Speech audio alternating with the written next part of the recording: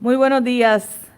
La Facultad de Derecho está de fiesta. Comenzamos con esta actividad, el inicio de la celebración de nuestros 60 años de aniversario.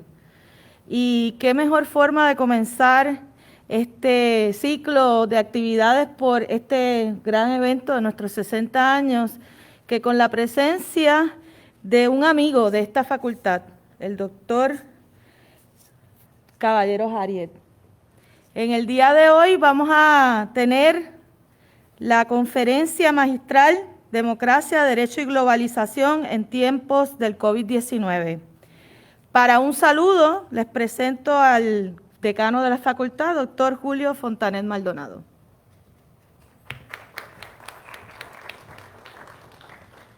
Buenos días a todos, todas y todes. Un placer verlos acá.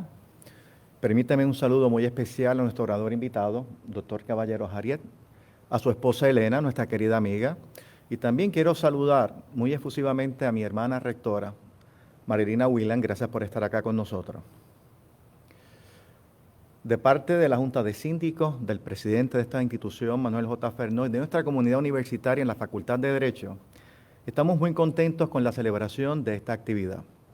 Y como dijo la doctora Yanira Reyes, es que es motivo de celebración. Estamos conmemorando el 60º aniversario de esta facultad y el próximo año celebramos los 110 años de fundación de la Universidad Interamericana. 110 años y 60 años no pueden tomarse livianamente. Implica un legado, implica una validación de las cosas que hemos estado haciendo en el pasado, pero sobre todo mucho entusiasmo hacia los proyectos del futuro. Y en ese ánimo de celebración queremos hacer varias actividades. Hoy comenzamos con este ciclo de conferencias. Es bien interesante y comparto con ustedes cuando me senté con la decana a discutir cómo vamos a hacer estas conferencias, a quién vamos a invitar. Hoy como abogados y abogadas, profesores, establecimos un esquema regulador para determinar los temas, los invitados y pensamos, bueno, vamos a pensar en esos 60 años. Vamos a pensar en eventos o en personas que han sido trascendentales en la existencia de esta facultad. Y pensamos, vamos a hacer un criterio tripartita. Vamos a pensar en la persona, que por su ejecutoria, por las cosas que ha hecho en esta institución, es especial para todos y todas. Pero también establecimos un segundo criterio. En caso de que la persona, pues bueno, no sea tan conocida o está empezando esa relación especial con nosotros, vamos a ver la institución que representa. Y finalmente pensamos también, bueno, puede ser que hay unos temas que son emblemáticos para esta universidad, y los hay. Por ejemplo, hemos pensado, cuando aquí se habla de educación clínica, se piensa en esta facultad. Cuando se habla de género en Puerto Rico, se tiene que pensar en intermujeres, en primer orden. Así que hay temas que son marcas, que proyectan esta facultad y esta universidad. Así que pensamos, vamos a ver qué aporta este conferenciante a un tema que es importante para la facultad, que ha sido desarrollado o que tiene una pertinencia muy particular en los momentos en que estamos viviendo. Así que cuando usamos ese criterio tripartita, ese esquema regulador de esos tres elementos, fue fácil escoger al primer ponente. Empecemos por la persona. Kiko Caballero Jariet. Y le digo Kiko porque es difícil decirle Francisco después de tantos años. Comenzó este vínculo con esta facultad gracias a un convenio que se suscribió con la Universidad Complutense de Madrid y esta facultad. Kiko llegó en ese primer grupo, en el 94, que veo a algunos compañeros y compañeras, veo a Rafi, veo a Desiree, entre otros, ¿verdad? Que fuimos parte de ese primer grupo. Han pasado muchos años, como se puede notar, ¿verdad? De ser trentones a, ¿verdad? Nosotros particularmente, pasa el tiempo. Pero bueno, y Kiko fue, conjuntamente con Joaquín González, fueron los primeros que nos expusieron. Y fue un programa extraordinario, ¿verdad? Idea que fue propulsado por el presidente de esta universidad y que ahí conocimos a Kiko. Y esa empatía, ese afecto, pues fue espontáneo. Y ha continuado, y no meramente en esta facultad, sino también con la facultad de Eugenio María de Hostos, donde también Kiko pues estuvo participando en esos proyectos de desarrollo y de tesis doctorales para esa academia, nuestra área de la Eugenio María de Hostos, que éramos compañeros, compañeras jóvenes con mucho entusiasmo, con muchas ideas. Y Kiko nos ayudó a encaminar esa energía, esa pasión. Pero con ese estilo tan particular de esa empatía, esa solidaridad, esa motivación, recalcando lo importante que es la investigación de aportar algo que sea para el país. Y hoy nuestro invitado, para que tengan una idea, probablemente es responsable de 25 a 26 doctores o doctoras de la docencia académica de Derecho en Puerto Rico. Números muy difíciles de igualar. Así es que, evidentemente, la persona era idónea. Pensamos también en la institución. Bueno, ciertamente Kiko empezó en ese programa tan extraordinario para esta facultad y para el país, que fue con la Complutense, pero Kiko era catedrático de la Universidad del País Vasco. Y desde ese entonces, Kiko nos hizo conocer más el País Vasco. Cuando quizás nosotros pensábamos en España, pensábamos en Madrid, pensábamos en Barcelona, quizás Sevilla, Galicia. Pero Kiko nos presentó esa zona tan especial, pero sobre todo a una universidad joven, pero con un ímpetu de investigación. Una universidad que entiende su rol de transformar, no meramente de expedir grados, sino de transformar a través de la investigación países, desarrollar temas. Y empezó en Puerto Rico, pero ese ímpetu se extendió a la República Dominicana a través de Kiko, se extendió a Perú, se extendió a Chile, se extendió a Bolivia y continúa en esos procesos. Pues nos enseña que la verdadera docencia es esa, es una que persigue ser transformadora, de propiciar cambio. Así que, evidentemente, la Universidad del País Vasco cumplía con ese segundo requisito, aquí representada por su catedrático. Finalmente el tema. También recuerdo cuando en esa primera conferencia, que estaba Víctor también, Kiko nos hablaba de un tema que ya se discutía bastante en Europa y que en Puerto Rico estaba en ciernes. Era el tema de la globalización, pero sobre todo, ¿verdad?, cómo el neoliberalismo utilizaba esa herramienta de la globalización para atender sus intereses y los intereses de aquellos que la impulsaban. Fue una conferencia muy interesante. Yo estoy seguro que si los gobernadores de Puerto Rico para aquel tiempo y la gobernadora hubieran estado presentes en esas controversias, en esas conferencias de Kiko, estoy seguro que en Puerto Rico no hubiera sido necesaria una junta de control fiscal, definitivamente, porque se nos alertó sobre lo que venía.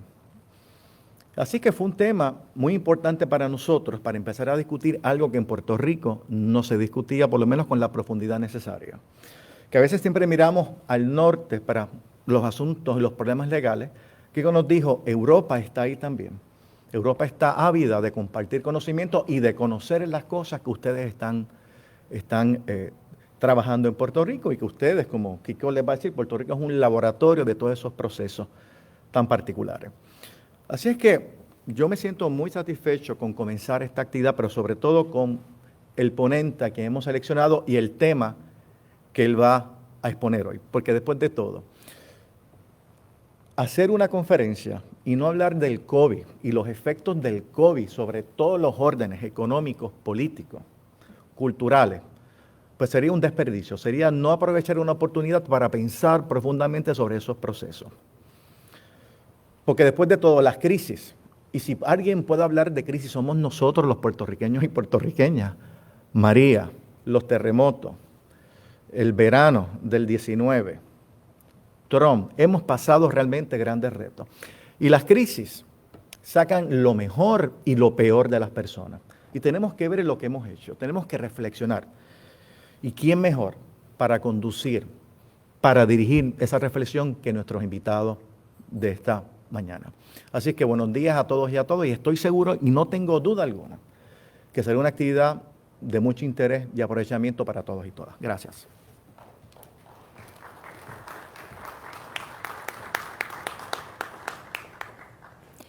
Les confieso que yo empecé a conocer del doctor Caballero Harriet como Kiko.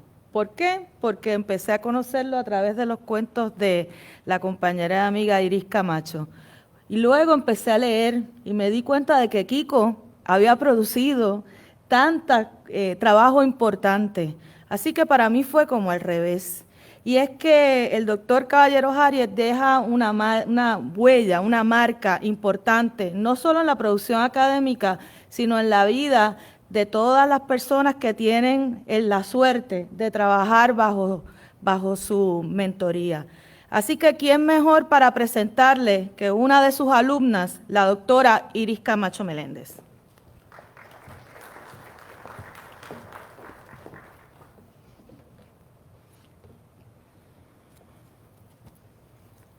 Muchísimas gracias al decano Julio Fontanet y a la decana Yanira Reyes por permitirme realizar la presentación de nuestro invitado de hoy, el doctor Francisco Javier Caballero Arias. El doctor Francisco Javier Caballero Arias nació en Zubiri, en las montañas de Navarra. Es vasco y a sus alumnos y alumnas de este lado del mundo nos ha demostrado que todos somos un poco vascos en el exilio, que solo es cuestión de investigar con cuidado. Está casado con Elena Camino, quien nos acompaña en esta mañana. Es el padre de Ciar y Javi, tiene 2 hermosos nietos que son fanáticos de la Real Sociedad de San Sebastián y no de los Osasuna. Antes de hablarles de sus impresionantes credenciales profesionales y académicas, creo importante contarles que el doctor Caballero Arias, o Kiko Caballero, fue pelotari. O sea, fue jugador de pelota vasca y en dicho rol obtuvo una medalla olímpica. Inició sus estudios de Derecho en la Universidad de Deusto en Bilbao, finalizando su carrera en la Universidad del País Vasco o Euskal Herria Universitatea en Donostia, San Sebastián. Es doctor en Derecho por la Universidad Complutense, donde obtuvo la máxima clasificación sobresaliente cum laude por su tesis doctoral Aspectos antropológicos y derecho natural en el Second Discours de Jean-Jacques Rousseau. Posee una extraordinaria carrera docente en la Universidad del País Vasco, donde alcanzó el rango de catedrático, obteniendo en el 1993 la Cátedra de Filosofía del Derecho de la Universidad del País Vasco. Recibió en el año 2017 el premio Tambor Universitario, otorgado por el Vicerrectorado del campus de Guipúzcoa, por su contribución activa y notoria a la Universidad del País Vasco, en especial a dicho campus. En América Latina, ha obtenido el reconocimiento de doctor honoris causa por la Universidad Autónoma de Santo Domingo, permítanme decir, Primada de América, por sus méritos personales, la originalidad en su pensamiento y sus aportes en el ámbito de la filosofía política. Recibió también el reconocimiento de doctor honoris causa en la Universidad de la Aconcagua, en Chile. Fue nombrado profesor honorífico de la Universidad San Antonio Abad del Cusco por sus méritos en la investigación y producción intelectual y designado visitante ilustre por la Universidad Andina del Cusco, también en Perú. En la década de 1980 fue fundador del Laboratorio de Sociología Jurídica de San Sebastián y del Instituto Internacional de Sociología Jurídica en Oñate. Este último, espacio indispensable para la investigación de la sociología jurídica y para el acercamiento interdisciplinario a temas jurídicos a nivel mundial. Sus publicaciones son múltiples y variadas y cubren una amplia temática, entre ellas la filosofía del derecho, sociología jurídica, criminología, ética, historia y modelos alternativos de resolución de conflictos. Cabe destacar entre sus publicaciones el derecho a la equidad en el marco del neoliberalismo, en la revista jurídica de esta casa. Globalización, Estado y Derecho en la revista Barco de Papel de la Facultad de Derecho Eugenio María de Hostos. Y algunas claves para otra mundialización publicado en la República Dominicana. Ha ofrecido conferencias y lecciones magistrales y ha sido ponente y coordinador de eventos académicos de gran importancia. Por ejemplo, la lección magistral titulada Del sueño americano al sueño latinoamericano, impartida en ocasión de su investidura como doctor honoris causa en la Universidad Autónoma de Santo Domingo.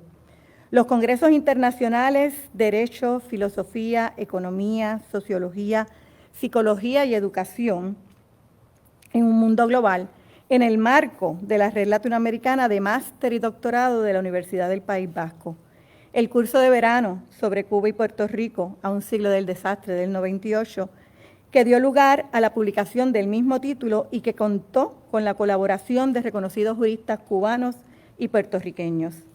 En Puerto Rico, ha sido conferenciante en el Encuentro Nacional de Educación y Pensamiento de la Universidad de Puerto Rico en el 1998, en el Congreso Internacional de Derecho Penal en 1999 y Segundo Congreso Internacional de Métodos Alternos, ambos del Colegio de Abogados y Abogadas de Puerto Rico. En el año 2001 ofreció la conferencia magistral en homenaje al profesor doctor don José Echevarría, en ocasión, en aquel momento, de la celebración del 40 aniversario de la fundación de la Facultad de Derecho de la Universidad Interamericana. Perdón. Conferencia titulada El derecho a la equidad en el marco de la globalización neoliberal. Además, ha sido profesor visitante en esta Facultad de Derecho, en la Facultad de Derecho Eugenio María de Hostos en Mayagüez y en el recinto metro de esta universidad. En el año 1994, como indicó el decano, visitó por primera vez esta casa y desde entonces amigo de Puerto Rico, del Caribe y de América Latina. En esta Facultad de Derecho fue uno de los primeros profesores del programa doctoral de la Universidad Complutense, en el que muchos profesores y profesoras de aquí iniciaron sus estudios doctorales en Derecho. Desde la Facultad de Derecho Eugenio María de Hostos en Mayagüez, comenzó lo que es hoy posiblemente su aventura académica más arriesgada, la Red Latinoamericana de Máster y Doctorado de la Universidad del País Vasco. Ha dirigido más de 25 tesis de juristas latinoamericanos, muchos de ellos puertorriqueños y puertorriqueñas. Ha sido colaborador, guía y acompañante solidario y entusiasta de muchos juristas de Puerto Rico, República Dominicana y América Latina. Como ha dicho antes nuestro decano, Kiko asumió una responsabilidad vital, esa colaboración cercana con sus alumnos para la culminación de ese sueño titulado doctorado. Su dirección académica no se limita a recomendaciones bibliográficas y correcciones teóricas y prácticas. Se convierte en brújula, que en muchos sentidos nos guía, nos sirve de mapa y, lo más importante, impide que perdamos el camino. Con una confianza única, nos prestó sus libros. Con minuciosidad extraordinaria, dibujó un mapa de las guaguas o autobuses que debíamos tomar en determinados horarios, algunos de ellos de madrugada, para llegar a aquella biblioteca donde encontraríamos ese texto o ese documento esencial para nuestra investigación. Y con un cariño familiar nos albergó en su amada ciudad de San Sebastián. Y su casa y su familia, y nos acompaña Elena esta mañana, fueron muchas veces nuestro albergue en sentido metafórico y real. Y si fuera poco, nos contó la historia de su valiente abuela María, modelo a seguir de muchas de sus discípulas. Y con la historia de la abuela María finalizó esta reseña. A principios del siglo XX, principios del siglo XX, la abuela María, con un niño en brazos, salió del País Vasco y llegó hasta Francia. Y tomó un barco y llegó a Nueva York, donde en diligencia se dirigió hasta California, lugar a donde había marchado en busca del sueño americano su esposo. Y regresó con el esposo y 2 niños en brazos al País Vasco. Lugar donde su nieto ha sido pelotari, jurista, maestro, mentor, y quien muchas veces tomó el camino hacia América en busca del sueño latinoamericano. Muchas gracias y bienvenido a casa.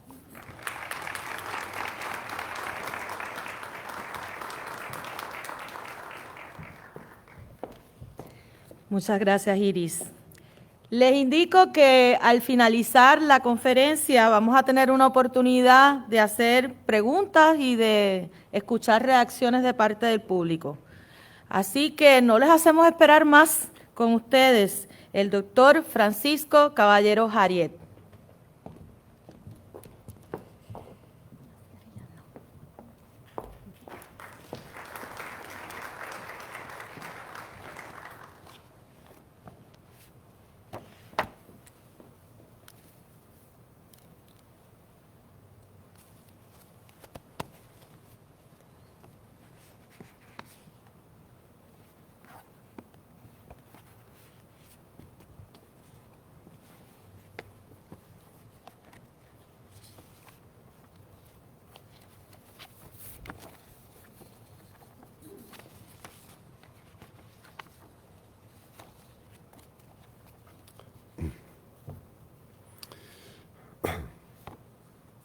ilustrísimo decano, magnífica rectora, exdecanos, vicedecanos, vicerrectores, universitarios todos y, lo que es más importante, amigos.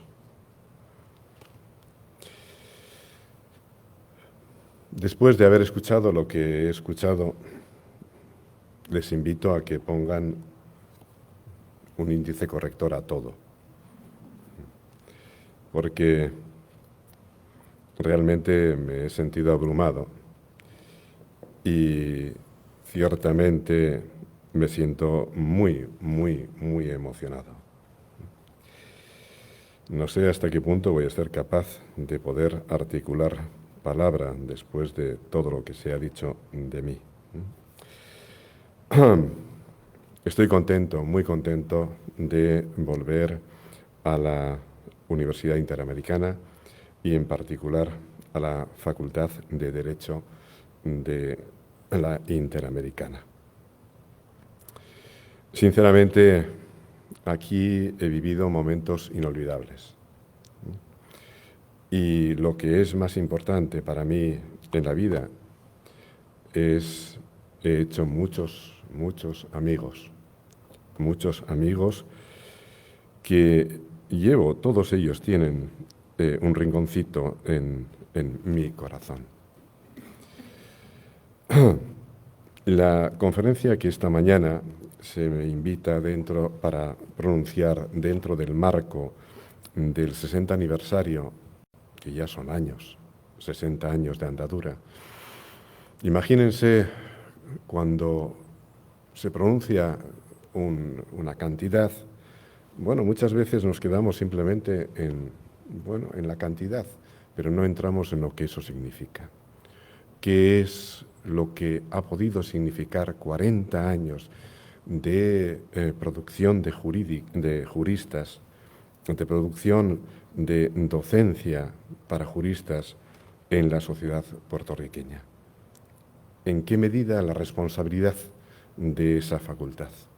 Y si hablamos de los 110 años de la Interamericana, ya en qué medida la responsabilidad de haber creado personas, de haber creado ciudadanos para la sociedad puertorriqueña.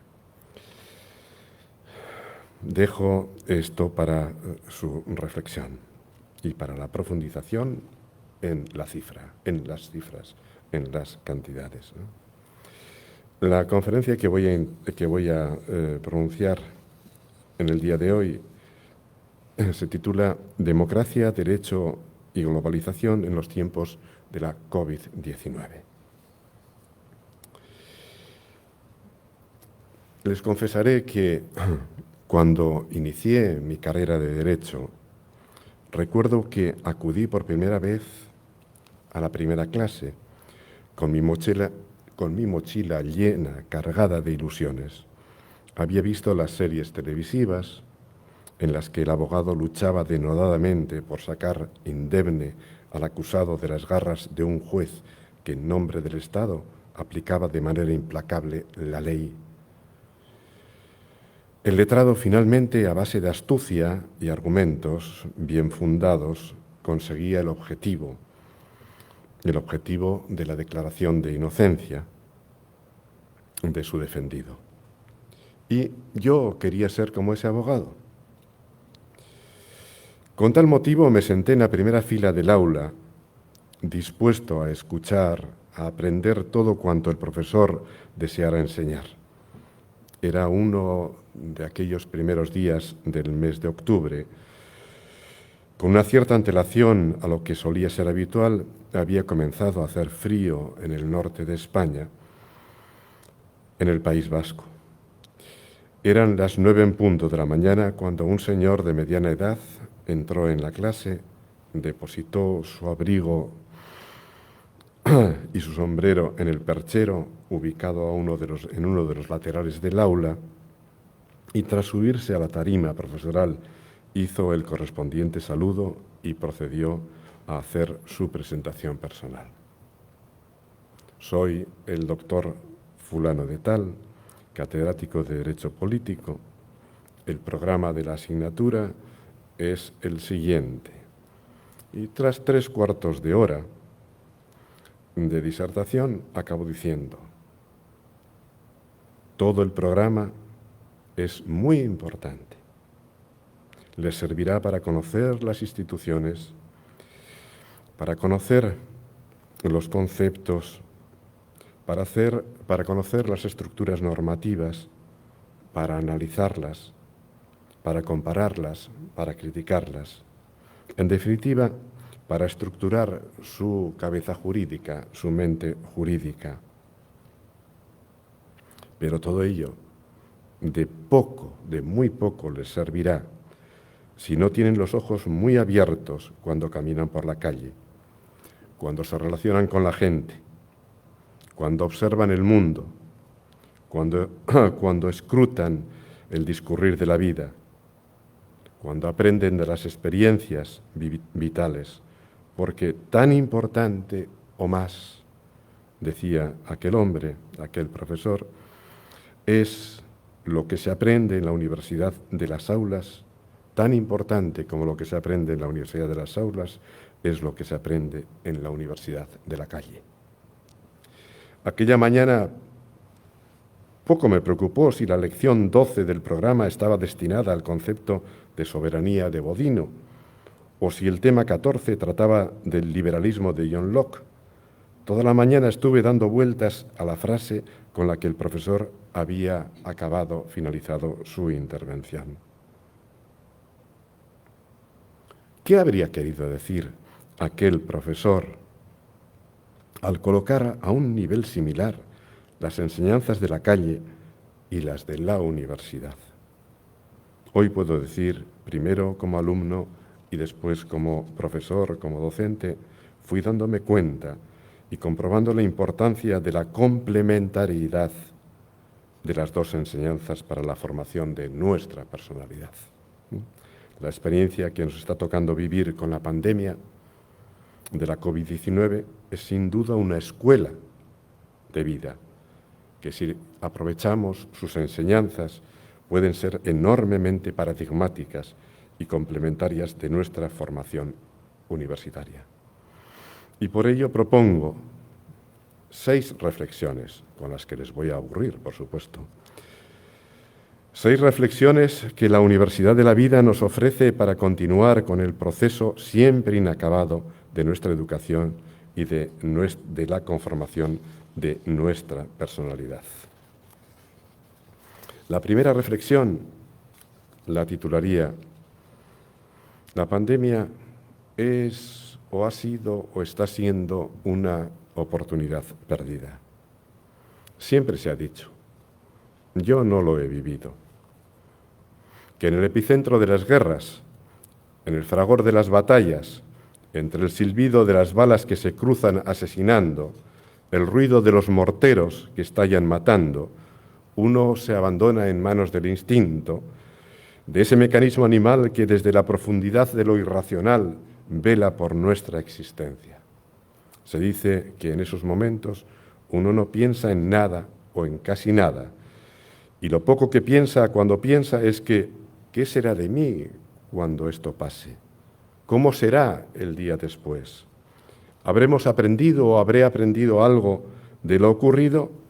Hasta ahora todas las guerras eran iguales. Poco o nada han cambiado las cosas en siglos y siglos. Todas las contiendas bélicas comenzaron con un pronunciamiento del estado de guerra para a continuación comunicar enfáticamente el país con el que dirimir las hostilidades, es decir, el enemigo a batir. En todas las guerras, más allá de las razones oficiales, dinásticas, religiosas, ideológicas, de conquista, de reparación de agravios patrios, en todas ellas se mata. En todas ellas se ha matado. En todas afloran los instintos más básicos y deleznables del ser humano. Pero también, ¿por qué no? A veces, en algunas, aparecen como salidos de la simplicidad del alma los más bellos gestos de humanidad. el arma que deja de apuntar ante la mirada pavorosa de quien espera de un momento a otro el disparo, la muerte. La mano del enemigo que se extiende hacia la tuya y te ofrece la huida. Esas excepciones son acciones que desde que el mundo es mundo nos han hecho una y otra vez creer en la esperanza de que el mundo podría cambiar, de que este planeta alguna vez cambiará, de que lo que de bueno hay en el ser humano se impondrá, pero una y otra vez y siempre los instintos más perversos del ser humano, sobre los que se asienta el deseo desordenado de poder y la ambición desatada de gloria, han prevalecido. Las conductas egoístas de los individuos han acabado marcando el rumbo de las sociedades, porque los ganadores de una manera más o menos incivilizada, civilizada, han impuesto su ley sobre los derrotados.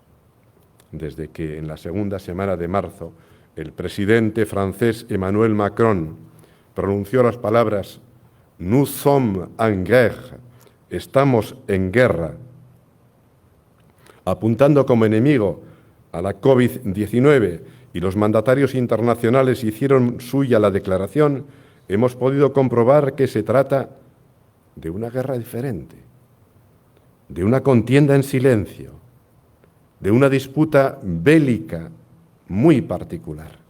Los humanos hemos sido capaces de matarnos entre nosotros mismos por causas que revestidas de las más solemnes y grandiosos ropajes, en la mayoría de los casos, estaban fabricados en las profundas cloacas de la estupidez humana.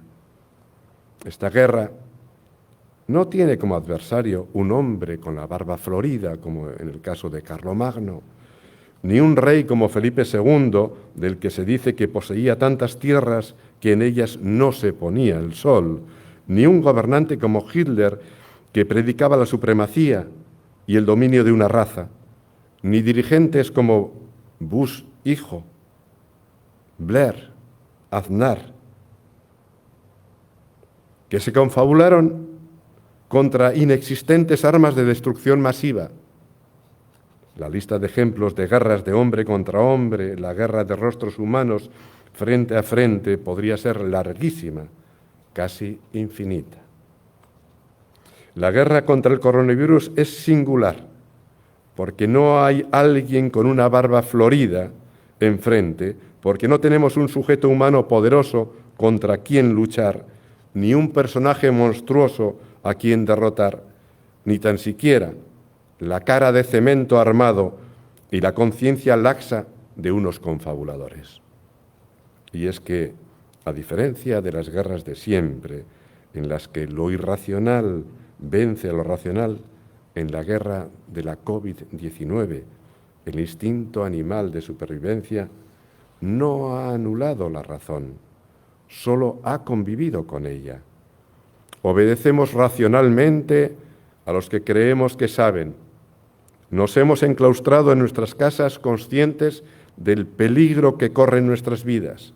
Hemos guardado con prudencia las distancias recomendadas. No nos hemos expuesto, lo digo con tristeza, con mucha tristeza, a que el vecino nos delatase. La delación se ha hecho algo evidente en los tiempos actuales. Hemos tratado cívicamente de llevar las protecciones. Dado que no hay balas, no hay morteros, tampoco bombas y menos trincheras cavadas en la tierra, durante el tiempo que está durando esta contienda, hemos tenido ocasión para pensar, para introyectarnos en nuestro mundo interior y además, cosa inhabitual en estos tiempos, en silencio. Cosa diferente es lo que hayamos conseguido. Pensar lo que se dice pensar, lamentablemente en estos tiempos, no es cosa fácil, puesto que requiere mucho entrenamiento. Y el hombre de hoy en día, no está dispuesto a sufrir los inconvenientes de este disciplinado esfuerzo. Sin demasiado esfuerzo mental nos hemos podido dar cuenta de lo que pasaba ante nuestros ojos. Esto es, que a pesar de ser una guerra distinta a todas las precedentes, también existen trincheras.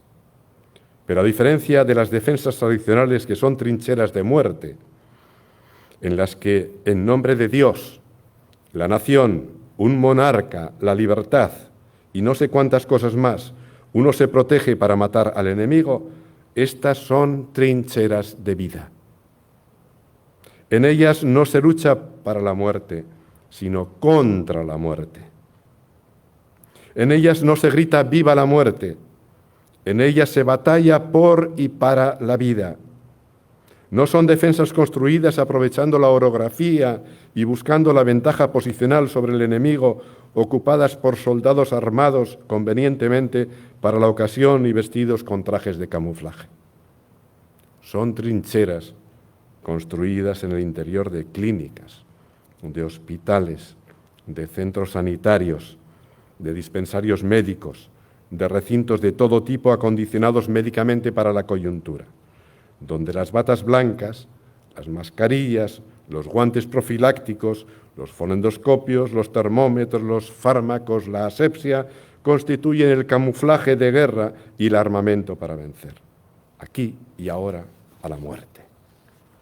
Para luchar contra un enemigo al que no se ve, no se le conoce, y sin embargo está por todas partes, que no dispara pero que mata, y que mata sin otro fin que extirpar simplemente la vida, contra un enemigo que no trata de implantar una fe, ni conquistar territorios, ni ampliar un reino, ni restaurar a un monarca, ni simplemente tratar de conseguir un botín.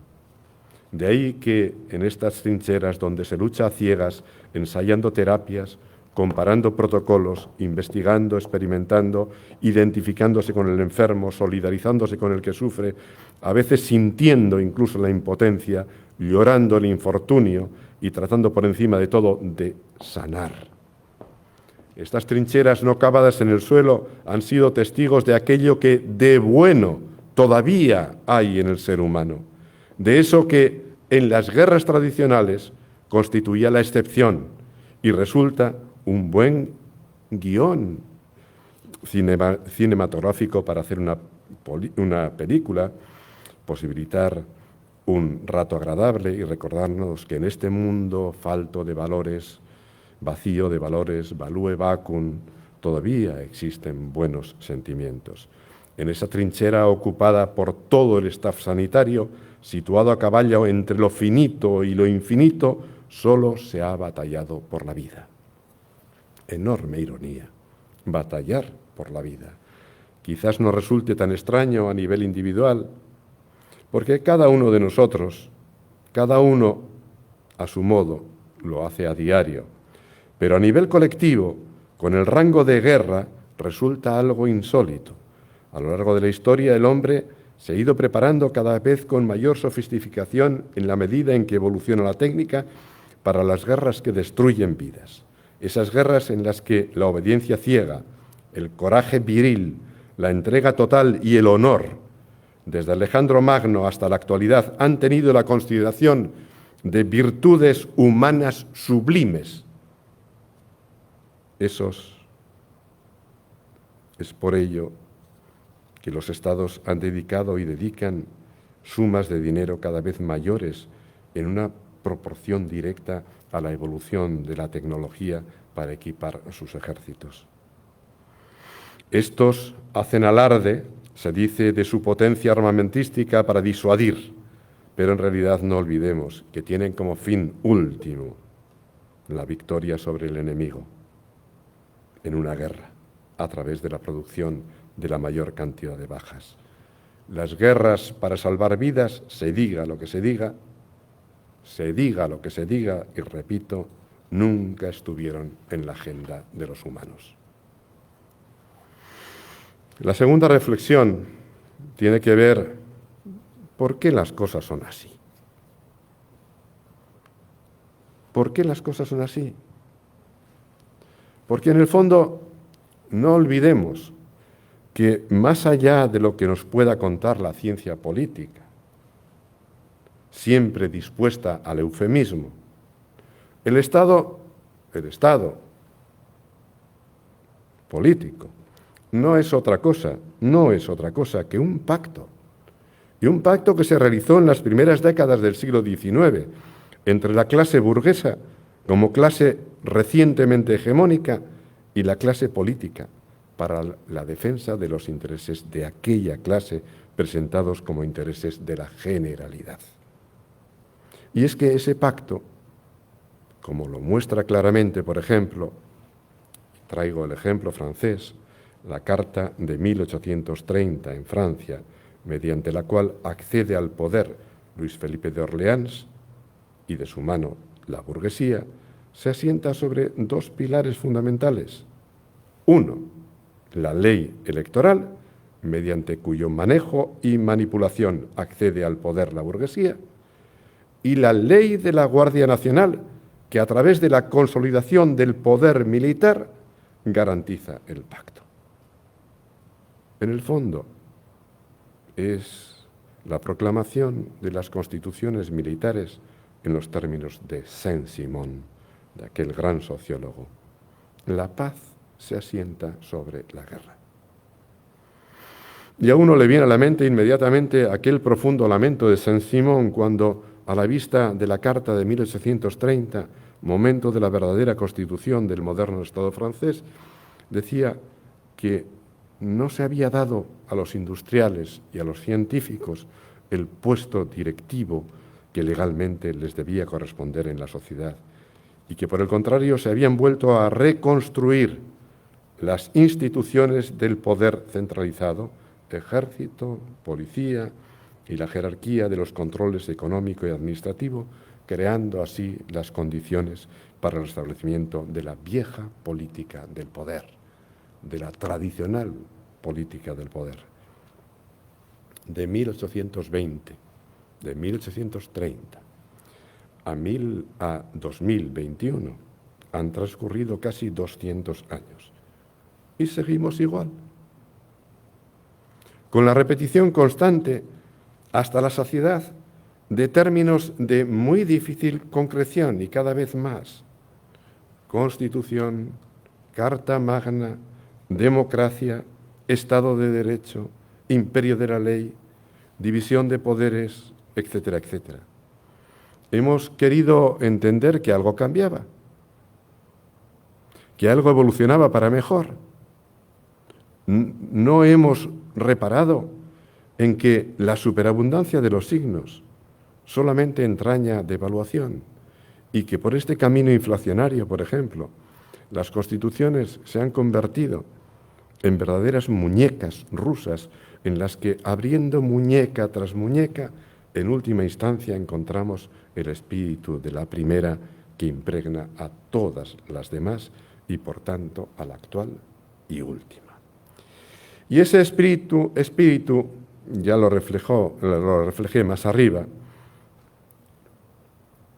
Por ejemplo, ¿qué decir del término democracia con la pluralidad de acepciones que tiene? ¿Qué decir en puridad del término Estado de Derecho si una dictadura? Y tenemos ejemplos, muchos ejemplos, si una dictadura también lo puede ser. ¿Qué aportan a la ciencia política, por ejemplo, expresiones como que la justicia emana del pueblo? La justicia emana del pueblo y se administra en nombre del rey. Pues confusionismo, eufemismos, más eufemismos. El modelo de Estado que en estos casi 2 siglos ha pasado por las fases de providencia, bienestar social y, por último, de mercado, sin perder su original espíritu, su original pecado. Un Estado que, con el mejor y más sofisticado equipamiento para hacer frente a las guerras cara a cara, se ha visto sobrepasado, ineficaz, desorientado teniendo que acudir para dar respuesta a esta guerra sin rostro del coronavirus a las recetas caducas del baúl de los recuerdos. ¿Qué ha hecho el Estado para que en pleno siglo XXI no existan, frente a una pandemia, medidas más eficaces? Ahora ya sí, la vacuna, pero más eficaces que el confinamiento y el distanciamiento. Son las mismas que las Escrituras cuentan, se aplicaban para con los leprosos en los inicios de la cristiandad. Podría preguntarse de qué sirve tanto discurso democrático para que al final, en una situación verdaderamente problemática, se actúe en primer lugar sobre las libertades y se apliquen las medidas más básicas de las dictaduras. En realidad, no queremos tomar conciencia de que el imaginario colectivo del modelo social político que durante los 5 últimos siglos hemos venido desarrollando, lleva en sí mismo el estigma de la destrucción. Sin ánimo de dar una visión escatológica, no es mi interés, solo real. En la exaltación de valores que, en última instancia, conducen a la muerte. La pandemia del coronavirus nos ha dado una oportunidad para la reflexión profunda e íntima en el silencio y desde el silencio. Nos ha ofrecido, sin pretenderlo, el escenario y el clima para haber llegado hasta donde se generan las más simples y elementales operaciones del alma humana. Pero, ¿hemos sabido aprovechar esta oportunidad? ¿Cuánta razón encierra aquella cita de Pascal que dice que todos los males del ser humano vienen de no saber estar en reposo en una habitación? Me temo que hemos vuelto o estamos en el camino de perder la oportunidad, esta oportunidad. La tercera reflexión tiene que ver con la primera y la segunda, evidentemente, y comienza afirmando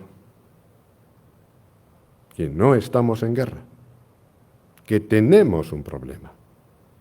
La expresión "estamos en guerra" no sé si es la más adecuada para la situación en la que nos ha colocado la COVID. Lo que sí sé, o al menos así me lo parece, es que detrás de esa declaración hay toda una vieja concepción del Estado y de sus funciones, de las funciones que corresponden a ese Estado. Se trata del Estado que, si bien aparentemente reposa en la voluntad popular, en última instancia es el poder militar quien tiene la última palabra. Es el Estado de las constituciones militares de los tiempos de Saint-Simon, en el que los problemas en última instancia se resuelven con la guerra. Pero si importante es lo que, según creo, contiene la expresión de "estamos en guerra", más importante es la constatación de la obsolescencia de ese modelo de Estado que, autocomplacido y sin dar las señales de generar la más elemental revisión o autocrítica, continúa con el derroche sin fin de gastos militares que, a buen seguro, debieran dedicarse a menesteres más acordes con los tiempos, más acordes con el bienestar de la humanidad. He venido diciendo, condicionado por la declaración de marzo del presidente francés, que estamos en guerra, pero que es una guerra diferente. En realidad, yo no creo que estemos en guerra. El término guerra se asocia inmediatamente con la brutalidad, y yo no veo un enemigo por ninguna parte, salvo que se asocien los términos persona y virus, mediando una lucha entre ellos a brazo partido. En la reflexión anterior solo he querido seguir el juego que permiten las jergas, y en este caso la del Estado militar. He tratado de establecer un paralelismo entre la guerra entendida en términos tradicionales y la actividad que a diario se realiza en el mundo sanitario y que en estos tiempos de pandemia se ha convertido en una tarea verdaderamente ingente. Sin duda, llamar guerra a ambas me parece una burla a la inteligencia, exaltando y destacando sin desearlo el valor de la brutalidad intrínseca a cada contienda bélica. Creo que es más correcto y cierto reconocer que tenemos un problema. Tenemos un problema. Y preguntarnos a continuación cómo comenzamos a resolverlo. Y realmente existen solamente dos formas de abordar el problema que bien pudieran ser complementarias, pero que, adelanto, no lo están siendo. Una primera, que ha consistido en abordar la problemática de la COVID-19 como si de una cuestión simplemente sanitaria se tratase, aplicando los medios disponibles para superarla y a la vez tratando de dedicar coyunturalmente las sumas de dinero necesarias para encontrar uno o varios remedios, dejando intocadas todas las grandes grietas que se han constatado en el edificio institucional, en el Estado y sus funciones, y en el derecho y sus funciones. Dejarlo así sin preguntarnos por qué hemos llegado hasta aquí, simplemente realizando todo lo más, alguna labor cosmética para dejar la cosa como está. La segunda tiene que ver con una revisión a fondo del sistema de la globalización, del sistema neoliberal de la globalización, en su fase, por tanto, neoliberal, a partir de la constatación de que, cabalgando a lomos de la liberalización, de la desregulación, de la privatización, del mercado libre internacional, nos hemos quedado inermes frente a cualquier eventualidad que sobrevenga. Esto exigiría preguntarnos sobre el papel ahora del Estado y del derecho en una auténtica sociedad democrática. Pero, ¿quién está dispuesto a poner este cascabel al gato? Los primeros 6 meses de la pandemia bastaron para que los militares se reivindicasen, viajando a China para traer las famosas mascarillas, saliendo a las calles para desinfectar los centros de las ciudades, colocar campamentos sanitarios en el centro de las ciudades.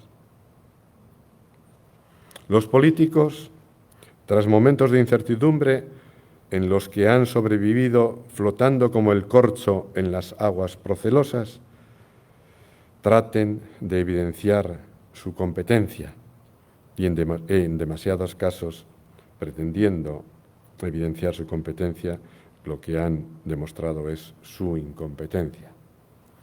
Los científicos, reivindicando su protagonismo hegemónico y exclusivo, aludiendo a que es el tiempo de las ciencias. E incluso hasta los teólogos, ausentes en los últimos tiempos, se hacen presentes para explicar desde la teología lo que, si en algún caso no es un problema teológico. Todos ellos y algunos más, en la mayoría de los casos acompañados del amigo ubicuo e incondicional, las cámaras de televisión. Medio año ha bastado y bastó para que los bancos, las bolsas, los centros de gestión económica, los paraísos fiscales, las plazas de los lobistas, en general el mundo financiero, se reposicione. Para que Amazon, Google, Microsoft, las transnacionales de la telefonía, de los videojuegos, del sector de automoción, del juego, se reubiquen, en unos casos mediante el viejo truco de la deslocalización y en otros apliquen estrategias novedosas para continuar con el obsesivo objetivo de la concentración de capital. Objetivo esencial para la autorregulación. En el tiempo transcurrido entre marzo y septiembre del pasado año, del año 20, fuimos testigos al socaire del gran eufemismo que supone la expresión protección de datos, del mayor atentado conocido hasta este momento a la intimidad del individuo, la geolocalización. En relación con esta cuestión, y sin detenerme a describir la inimaginable potencialidad desveladora de la intimidad por la visión, por la voz, por el reconocimiento dactilar, por el reconocimiento de la imagen facial y de la tora. Estamos en infinidad de ficheros de empresas privadas, de organismos públicos, de nuestro inseparable celular. A modo de paréntesis informativo, traeré a colación la aparición en el mercado del último producto.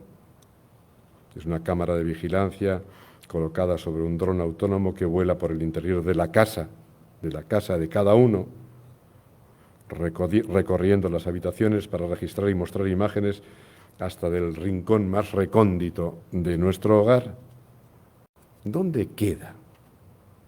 Yo ya soy muy viejo, ya soy un viejo profesor y he vivido muchos debates y muchas reflexiones en torno a la evolución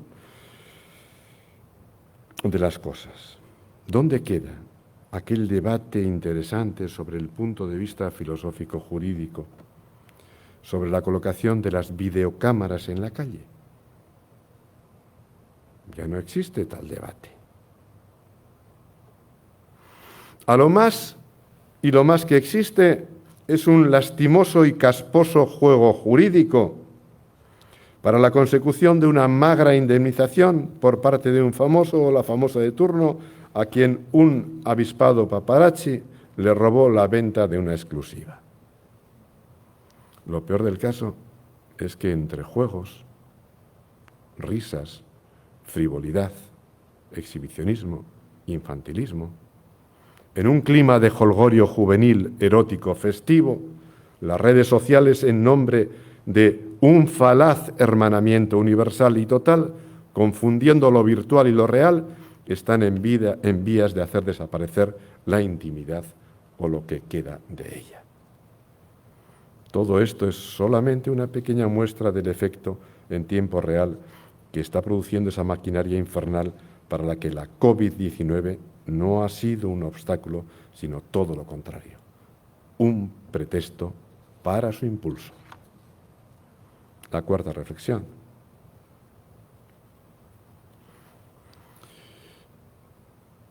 Pretendo hacer una pequeña autopsia del capitalismo moderno.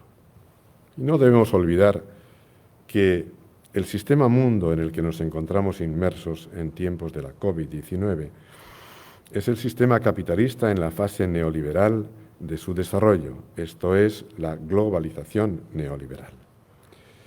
Y si nos remontamos a los orígenes, la llegada del sistema capitalista supuso ni más ni menos la voladura de la imagen medieval del mundo como un cosmos teológico cerrado, susceptible de ser abarcado en su conjunto, y en su lugar, comenzando por el movimiento literario espiritual del Renacimiento del siglo XV y continuando en el siglo XVI con la Reforma Protestante, la aparición en el siglo XVII de la filosofía cartesiana que cambia absolutamente la imagen del mundo, se tratará en este momento de una nueva concepción abierta, la aparición precisamente del capitalismo, una nueva concepción abierta del cosmos en la que el espacio y el tiempo no van a tener límites, que va a originar una enorme convulsión en el espíritu humano y esa profunda sacudida del ser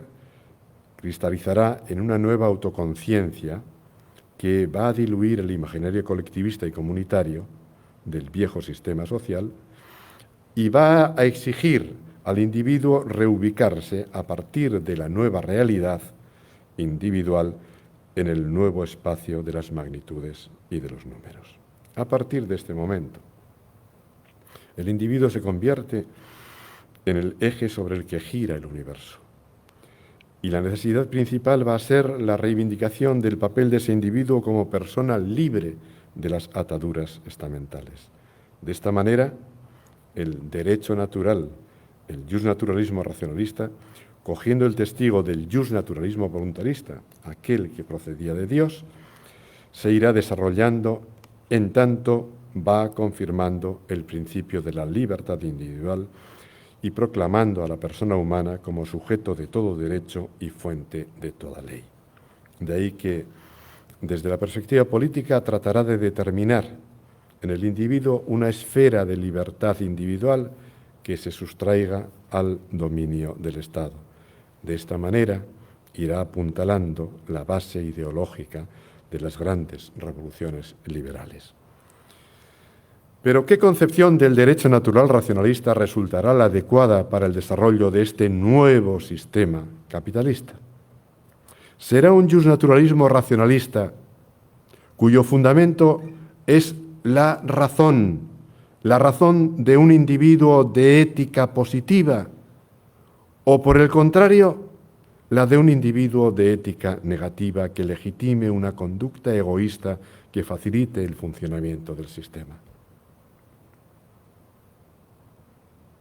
No olvidemos que en el eje del sistema ideológico capitalista no se situará al individuo empático con el otro, al individuo cumplidor del precepto de amar al prójimo como a uno mismo, sino al individuo posesivo, a ese que se corresponde, según Max Weber, con la doctrina del individualismo ascético. Y ese tipo de ascesis para la que la literatura puritana advierte reiteradamente del peligro que supone el prójimo. Sobre este perfil de individuo desconfiado y temeroso del otro se ahorma el elemento político del nuevo sistema liberal capitalista. Así pues, el constitucionalismo liberal anglosajón, que alcanza su perfil teórico y definitivo en el segundo tratado sobre el gobierno civil de John Locke, descansará sobre la premisa del individualismo egoísta posesivo. En él, Locke, realizando una síntesis superadora de la producción intelectual de los constitucionalistas ingleses, estableciendo como piedra fundamental su tratado político-económico al individualismo ascético, esto es, al individualismo egoísta posesivo, tratará de dar respuesta satisfactoria y adecuada a los intereses de una emergente clase social, comercial, marítima e industrial que exigía la libertad política y económica, y para ello su tarea será proporcionar una base moral a un estado de clase a partir de los postulados de los derechos naturales individuales aparentemente iguales. Digo derechos naturales individuales aparentemente iguales porque en realidad, en una sociedad de capitalismo emergente como la inglesa de finales del siglo XVII, el constitucionalismo de John Locke, que proclama como derechos innatos la vida, la libertad y la propiedad privada, al mismo nivel que la vida y la libertad, que el Estado tiene la obligación de proteger y asegurar, en realidad hay que verlo como lo que es, una defensa de los derechos de propiedad expansiva de los privilegiados económicamente antes que los derechos del individuo frente al Estado. Ahí se encuentra, ahí está el origen de la gran transformación que se produce en el sistema mundo, que supone el paso de la sociedad colectivizada a la sociedad individualista, del medievo a la modernidad. Es ni más ni menos un cambio de sistema ideológico.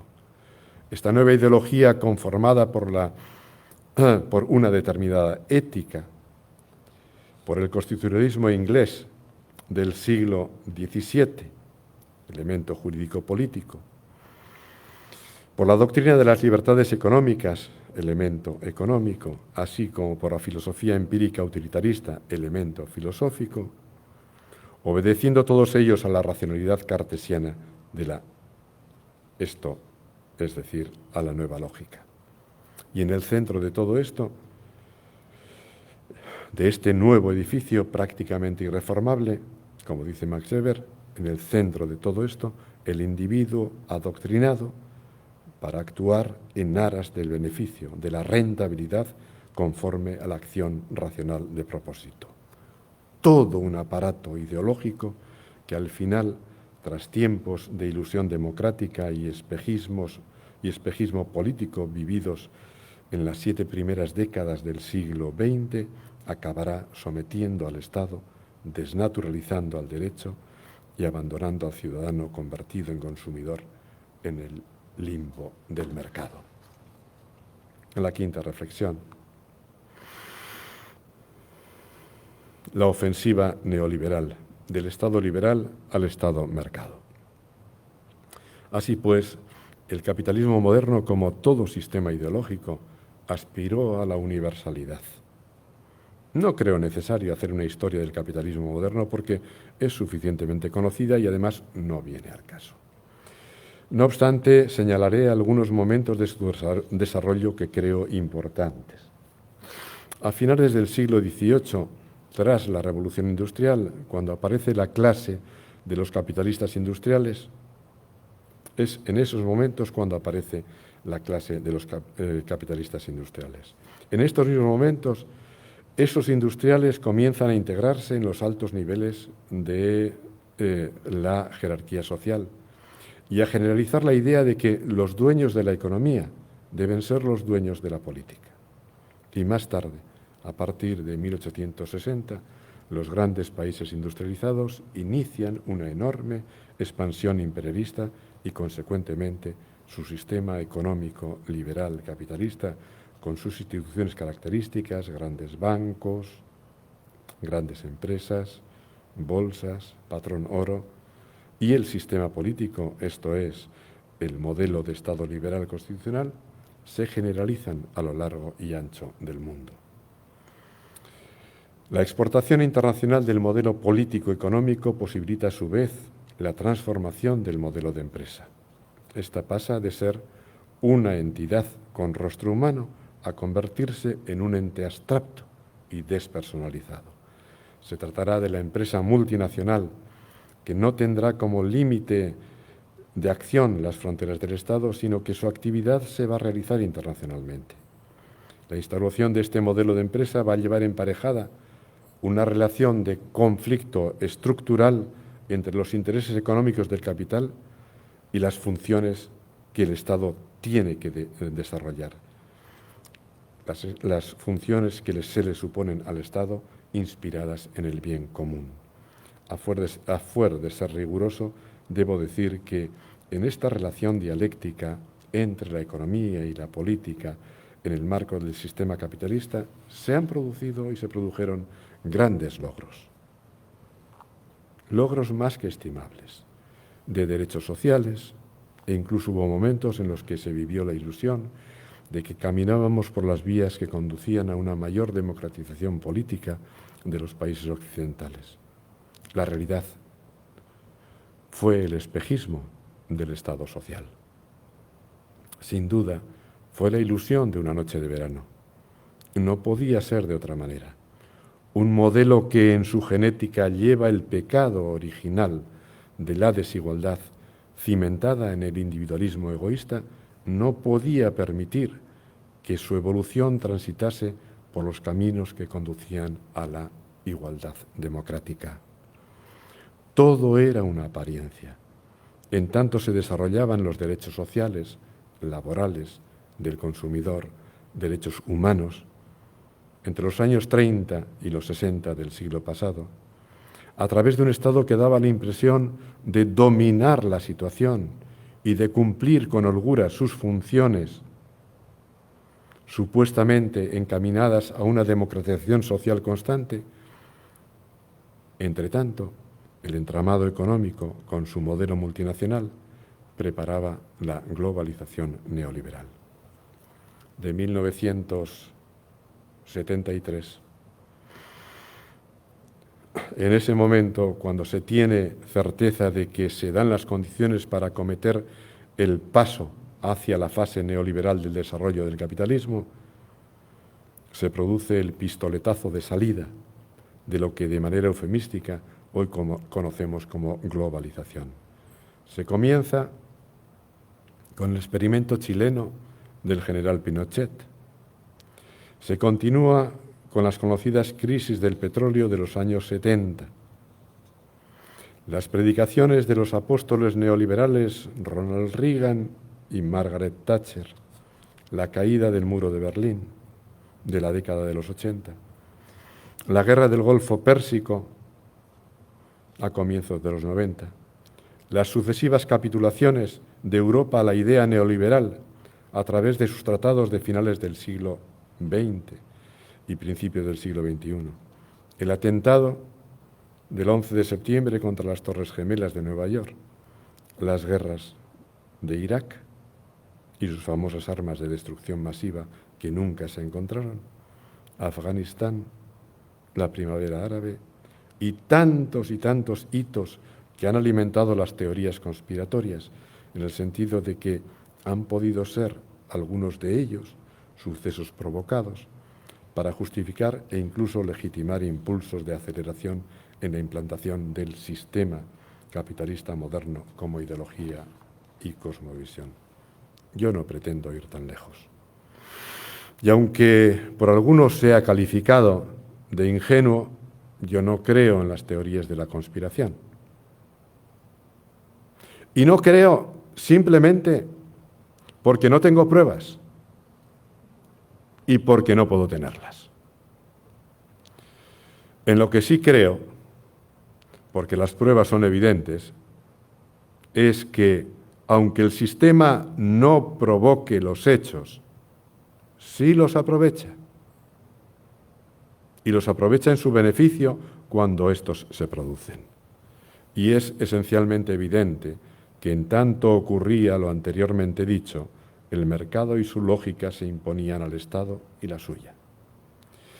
En un escenario internacional en el que cerca del 70% del Producto Interior Bruto mundial está bajo el control del entramado multinacional, ¿qué es lo que puede hacer el Estado?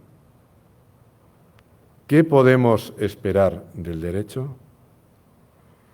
El Estado y el derecho están resistiendo, pero en vías de claudicación. Hoy el nuevo modelo de Estado, el Estado-mercado o Estado neoliberal, se asienta sobre una serie de oposiciones y equivalencias. Así pues, la liberalización de las funciones que debían ser públicas, que deberían ser exclusivas del Estado, en una sociedad democrática, conlleva emparejada como tarea prioritaria la represión. Esto es, el refuerzo de los componentes penales y policiales dotados de las más avanzadas tecnologías y las más sofisticadas tecnologías para el logro de la máxima eficacia en el control social, materializándose en la sociedad el sueño de Bentham, el sueño que Bentham tenía con respecto a las prisiones, el panóptico.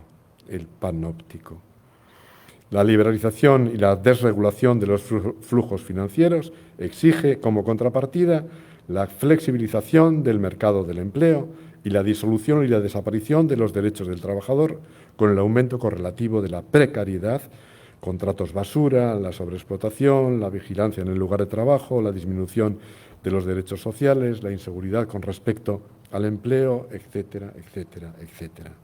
Esa disminución de la protección social marcha en paralelo con el discurso de la exaltación moralizadora de la responsabilidad social como corolario virtuoso del individualismo posesivo del empleador. Se trata de un Estado-mercado que hace desaparecer a los ciudadanos y la política de lo existente. Los primeros transformados en consumidores y en grupos de interés. Y la segunda, la política convertida en eso que llaman gobernanza. Esa nueva variante que identifica gobierno con gestión y que no es otra cosa que el escamoteo sistemático de lo político del asunto de gobernar. En definitiva, en el Estado neoliberal, los espacios de la progresiva retirada de lo público va generando la retirada de lo público en campos como la salud, la educación, por ejemplo, al hilo de privatizaciones, van siendo llenados de manera simultánea por el mercado. De esta manera, el derecho del Estado se ve condicionado por las leyes del mercado, o mejor dicho, el Estado se pone al servicio de estas. Y la sexta y última reflexión. Pero a pesar de todo esto, ¿son o no tiempos para la esperanza?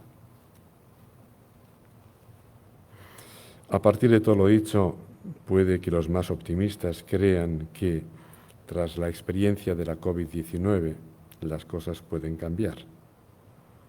Que el impacto de la llegada inesperada a nuestras rutinarias vidas de un enemigo aniquilador, que los días vividos en confinamiento, informados minuto a minuto, como si de un partido de fútbol se tratara, sobre una cuestión de la que ni el más experto sabía algo, que la batería de medidas científicas, a veces contradictorias, como consecuencia del desconocimiento y la inexperiencia, hicieran recapacitar, y tomando conciencia de la enorme debilidad del ser humano, de la enorme debilidad del hilo que nos sostiene vivos, de la levedad de nuestra existencia como seres humanos, se dieran cuenta también de la fragilidad del entorno, de los grandes problemas con los que, como sociedad mundial, tenemos, en los que estamos metidos: riesgo nuclear, riesgo climático, riesgo ecológico, riesgo hegemónico, riesgo humanitario en general. Puede que esos optimistas creyeran que todo lo acontecido iba a estimular en las gentes un sentimiento positivo de expansión hacia los demás. Algo así como si esta pandemia fuera un pretexto para la realización total de ese sentimiento anterior a la razón, que es la piedad rusoniana. Esto es, ese emotivo impulso que hace efectiva esa natural inclinación hacia los demás, que posibilita la fusión plena con y en la universalidad de los seres humanos. Quizás el optimismo pudiera llevar a pensar que se pudiera generalizar la creencia de que de esta situación solamente se puede salir colaborando unos con otros, y que de esta manera nacerían lazos de solidaridad que se extenderían hasta, el último término, la llegada de eso que algunos intelectuales han llamado la pandemocracia, como si de una parusía laica se tratase. Quisiera situarme dentro de ese sector que se ha instalado en la corriente optimista, pero la realidad me lo impide. La crisis que ha traído consigo el coronavirus es de una enorme magnitud. Ha hecho presente el drama de la muerte, del sufrimiento, del incremento de las desigualdades, de una mayor visualización y radicalización de la pobreza, si cabe, sobre el miedo que todos los ismos han utilizado y que el neoliberalismo ha manejado con exquisita pericia, al paro, a la marginación, a la exclusión social, a la pandemia, se ha añadido, actualizado, y hecho presencial en el día a día el miedo a la muerte. No voy a entrar en la cuestión de si las medidas que se adoptaron para luchar contra el coronavirus a lo largo de la pandemia son las correctas o no, ni tan siquiera si existían otras. Este es un tema que corresponde a la epidemiología y tengo la impresión de que esta materia, desde un punto de vista de la responsabilidad académica, no tenía los deberes actualizados. Solo señalaré que, desde la perspectiva socioepidemiológica, todas las medidas adoptadas han tenido un denominador común, la prevención con respecto al otro, el distanciamiento. Y el distanciamiento personal, grupal, laboral, familiar, intergeneracional, social, acompañado de un nuevo ritual higiénico, prohibición del abrazo, prohibición de dar la mano, ocultarse tras una mascarilla, para el trato, para la relación, que en primera instancia supone la introducción de la desconfianza de todos contra todos, haciendo posible, en última instancia, veremos en el futuro cuáles son las consecuencias, la ruptura de las relaciones de humanidad, los vínculos de humanidad, de los lazos, de los vínculos sociales existentes, dando como resultado un mayor fraccionamiento social y la instauración en el imaginario colectivo de la idea de que el otro puede ser tu enemigo, de que te puede hacer daño, de que incluso puede traerte la muerte. Hemos reparado realmente en las consecuencias psicológicas, individuales, sociales, de estas medidas sobre la población más desprotegida, sobre los niños, sobre los mayores, sobre la población en general. No deja de resultar curioso que esta consecuencia de la pandemia desde el punto de vista sociológico coincida plenamente con uno de los objetivos más importantes del neoliberalismo: la destrucción de todas las instancias colectivas, familia, asociaciones, sindicatos, partidos políticos, capaces en teoría de contrapesar los efectos nocivos de esa máquina infernal que constituye el mercado. Es por ello que, dejando de lado las tesis de quienes se aferran a las teorías de la conspiración para explicar la razón de ser de la COVID, estimo tiene más sentido preguntarse quién es el auténtico beneficiario de la pandemia. Y mi respuesta es clara: el gran triunfador es el sistema. El sistema neoliberal que, dicho sea de paso, una vez globalizado, camina hacia el apuntalamiento definitivo de esa fase neoliberal. Para él, lejos de resultar un paso atrás, ha supuesto la oportunidad de reestructurarse para seguir profundizando en su lógica de beneficios y además seguir afianzando el individualismo posesivo como fundamento de una doctrina y cosmovisión que, si no le ponemos remedio, abocará en el nuevo feudalismo de las multinacionales como nuevos señores feudales.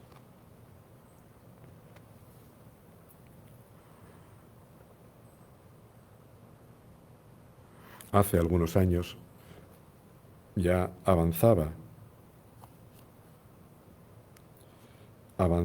precisamente hacía este vaticinio. Bueno, imagino que lo que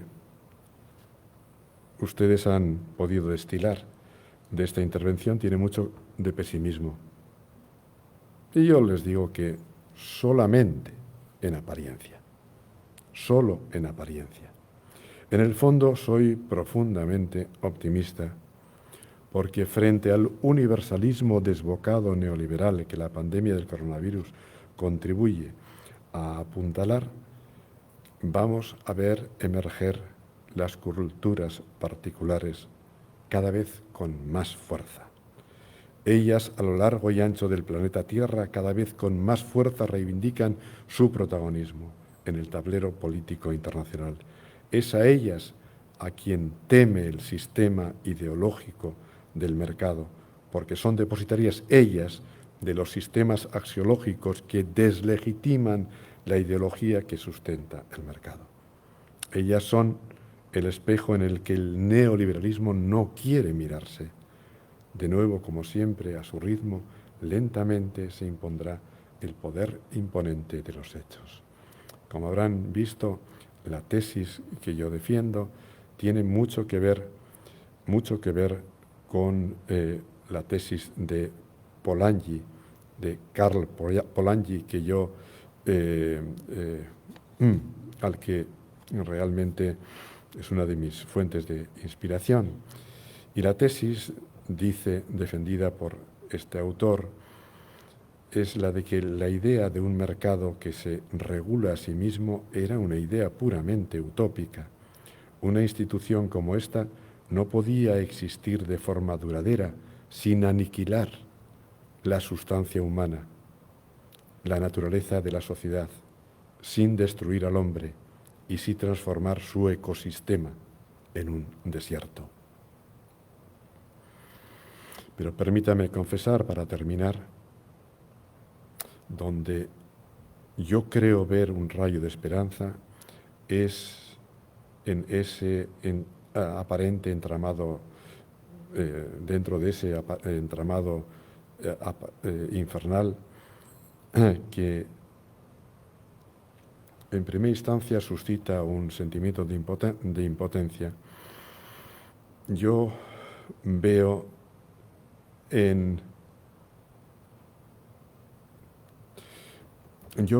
precisamente en sucesos que tienen un carácter, pueden tener, o para mí tienen un carácter simbólico. Y, por ejemplo, lo que hoy en día está sucediendo en Chile. En Chile y su nueva elaboración están en periodo constituyente de elaboración de la nueva Constitución. Recuérdese que Chile del general Pinochet resultó ser el primer laboratorio de experimentación del neoliberalismo. Y una vez testado el experimento, se inicia un proceso de su expansión mundial, de ese modelo uniforme con su consiguiente programa de aniquilación cultural. Hoy, y esto aquí está el símbolo, 50 años después, una mujer de etnia mapuche, Elisa Loncón, ha sido nombrada presidenta del Congreso Constituyente de Chile, encargado de llevar a cabo la elaboración de la nueva Constitución, que deberá ser refrendada por el pueblo chileno, enterrando para siempre la Constitución pinochetista, que fue, sin duda, el laboratorio neoliberal.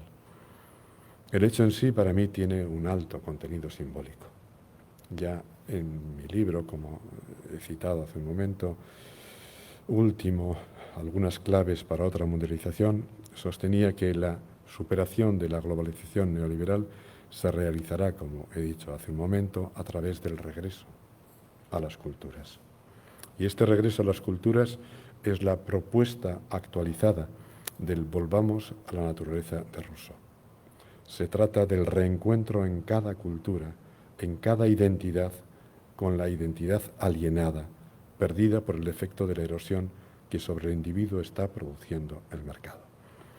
Para partir de ahí, hacer posible una verdadera convivencia cultural comunicativa entre los sujetos, para quienes la conciencia cívica sea la norma, es decir, un aspecto ante todo de la conciencia moral aplicada a la sociedad. Como diría el poeta, estamos en el camino de hacer real la esperanza de mejores días. Gracias a todos.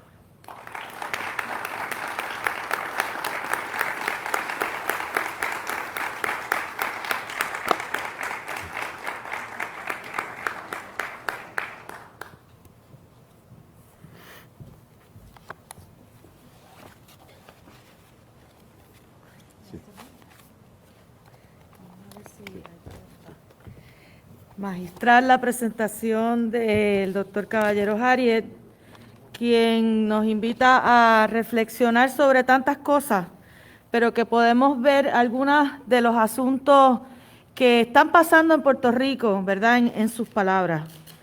Nos dice que la pandemia nos ha dado una oportunidad de reflexionar sobre lo que nos ha traído hasta aquí, en el silencio y desde el silencio, pero que estamos a punto de perder esa oportunidad.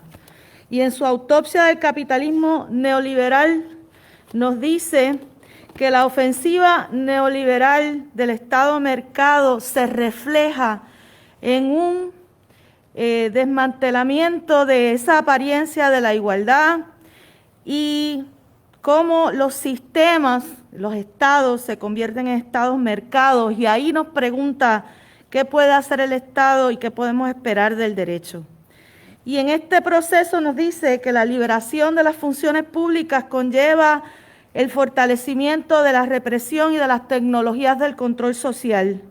Y nos podemos ver en sus palabras cuando habla de la desregulación de la función social del Estado, sobre la privatización, sobre los cambios y flexibilización del trabajo o la limitación a los derechos de los trabajadores y las trabajadoras, cosas que estamos viendo en Puerto Rico en conjunto con la retirada de lo público, de la función pública, de la educación y la salud, y por eso es que muchos sectores en Puerto Rico están luchando precisamente contra esas necropolíticas neoliberales.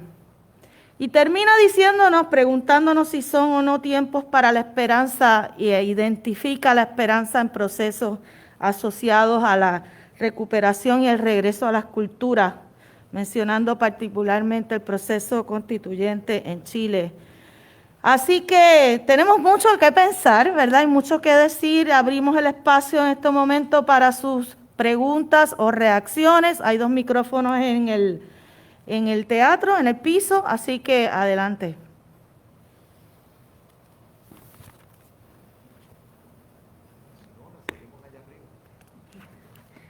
¿No hay preguntas? ¿Ni reacciones? Bueno, pues entonces les invitamos a que nos acompañen a un ambiente más informal en el 3er piso de la facultad, en el Salón Facultad, para un compartir. Muchas gracias por estar aquí y muchas gracias al doctor Caballeros Ariet.